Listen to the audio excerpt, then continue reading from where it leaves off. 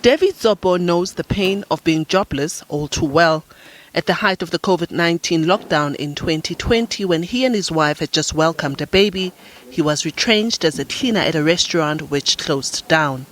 I was a cleaner. I used to do the dishes and floors. So it was long. I used to work long hours. Like sometimes I would start at 9 until midnight.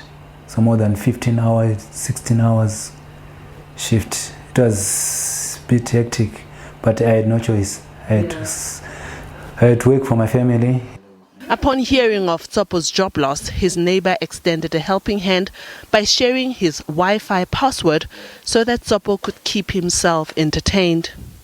Tsopo used the access to the internet to watch baking shows. These inspired him to start mixing in the kitchen. With a new stove that sat unused, he tried his hand at baking.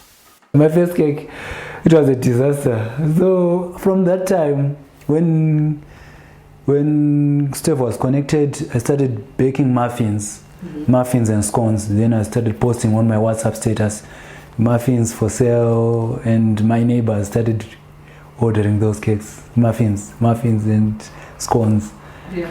I was selling a packet for 25 rand, 30 rand, 60 rand, it depends on the size. Then I started posting on my Instagram stories. Tsopo credits the support of his friends who posted his work on social media. The exposure sparked many orders from customers and advice on running a business still in its infancy. And now, as the baking business grows, he faces a fresh challenge: load shedding. The erratic national power supply is hampering his ability to work. It's a big challenge, especially, baking requires electricity. It's a very big, sometimes I'm forced to check every day the schedule for load shedding. Each and every day when they've got load shedding, I don't bake. Because I remember last year, I used to struggle with load shedding. 15 minutes, cake is in the oven, then load shedding comes. I had to throw that. So load shedding is a big challenge for me. It's been a year since Tsopo tried his hand at baking, and when he lost his job, he never could have imagined how his life would have changed by just taking that first step. His goal is now to save enough money to open a bakery.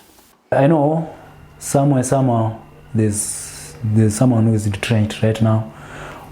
What I can say is try something. We still have lovely people in this world, no matter how small it is.